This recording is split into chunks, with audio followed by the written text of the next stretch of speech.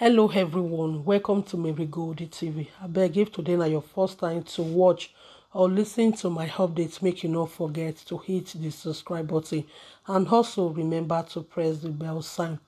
So my correct people, this very update where I carry come here, so one can talk about. In fact, ladies, I beg, make una listen and listen good because wetin happen to this very man wey dey see for this picture here, so it is so painful and so sad to see say na the wife wey im use im hand go take marry, the wife wey im say im love, the wife wey im think say the both of them go spend the rest of their life together, na im come send this man to his hellish grave. The wife born this man. They say the woman burned him alive.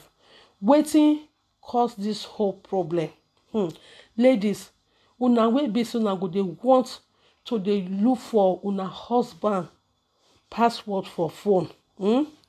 If una husband just use password to take block phone, if the man no gree give you his password, e go be like say na do or die. Ladies, I know say maybe e dey very kind of hot to see that a man wey say he love you, wey you call your husband or wey you call your boyfriend, okay? Or more just forget about boyfriend first. When you call your husband, he go dey use password to dey block his phone. E dey very hot. With that, e go make you to dey suspicious, say, e get wetin this man dey hide for phone wey no want you to know, or whether they get extramarital affair. Women are so very quick to say that the reason why with their husband they use password, they block their phone, now because say the man they flirt out there, they carry different women, so no want may you will be woman to know what they go on with his phone. At least if the man see do like that, in as much that he's not comfortable for you, but still no say the man still want to prevent you from wahala. He wants to see prevent both of una, make una not come dey fight, not come dey quarrel. Anyway, that one and for that one. For this very man case, they say his wife, he can't tell this man, say make he give him his phone password. Meanwhile, this man they do his work, they fix wetin they fix, they go there. As the wife come around, come tell am say, okay, oh, he want use his phone. Then the man come tell am say, no, he no go fit give you his password, his phone password. Wetin he want use am take do. The woman come dey insist, and the woman come begin dey insist. Now then they say this man can't leave wetin he dey do. Now he can't go collect the phone from his wife hand. Based on say maybe the woman, na woman will be say she get pepper body. She want to really kind of get the phone password. Before you know, now the two of them, they come begin fight. Kasala come boss. As Kasala come boss, the woman was so provoked to the extent she not come fit control her anger and not gree know wetin she put for her husband phone, wey she come insist say if she not gree see wetin dey for the phone, say na do or die. Now so they say the woman take enter inside, oh, she can't go carry the jerry can of petrol. She carry and come out, she carry lighter. Before her husband know wetin dey go on, they say she just pour am for her husband body. Jararara. Maybe the man no even know say the woman go carry the jerry can of petrol. You know, it might probably be unaware. Straight away, now they say the woman just light fire put. Hey! Now the man scream out loud. Now they say the man come begin, come they run, they look for rescue. They scream. Now there one high weakness within the environment where they there. When that one just see now they say that one come quickly help the man to off the fire. Meanwhile, they say the fire don't already done. In fact, don't already finish the man body totally.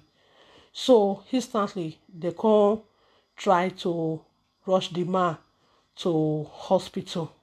Getting to the hospital, they say the doctors then tried all their best to make sure say whether they go fit survive the man. Meanwhile, the body they say not be small. Few days later, now they say the man just give up. And the woman instantly Why they carry the man go hospital, now they take call police for the woman before the woman go escape. Now police for Indonesia. Now just yeah, come pick up the woman. They carry the woman go police station. My people, una see wetin hunger dey cause, because this one not be jealousy one again.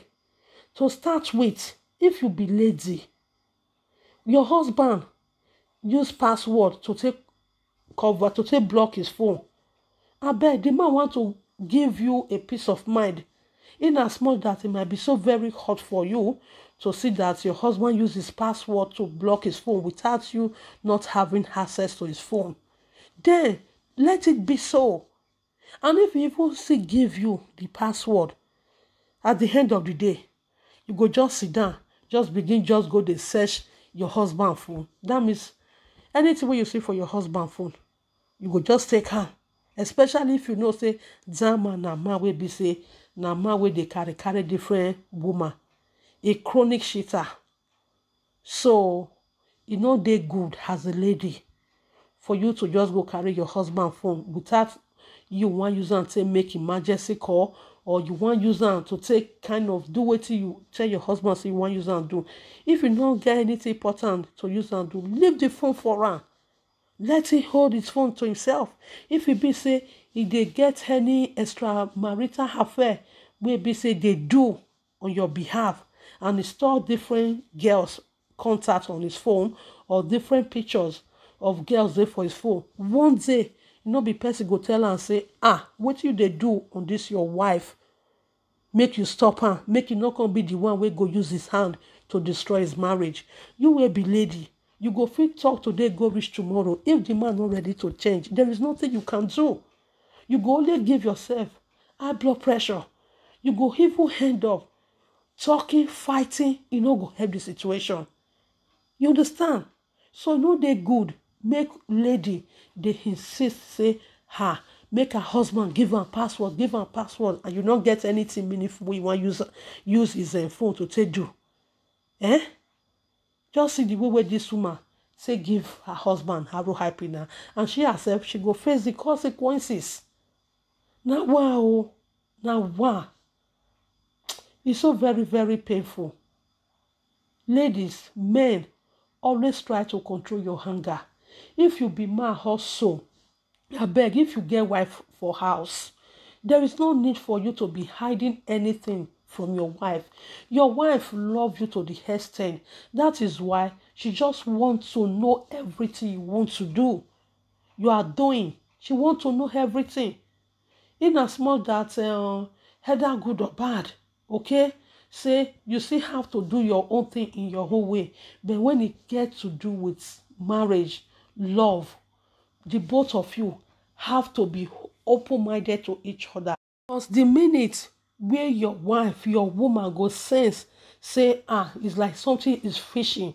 She don't begin, don't they study you. Say, maybe they have extramarital affair, or they do some kind things where they make her to feel uncomfortable. Before you know it, wahala go begin dey between you and your woman. But as for phone own, I so much believe that as a woman, as a wife, let your husband hold on to his phone. If he refuses to give you his phone, don't let that to be your problem. If they carry his phone, they hide, they go. Maybe there is a reason why he's hiding it. He don't want you to be kind of hot.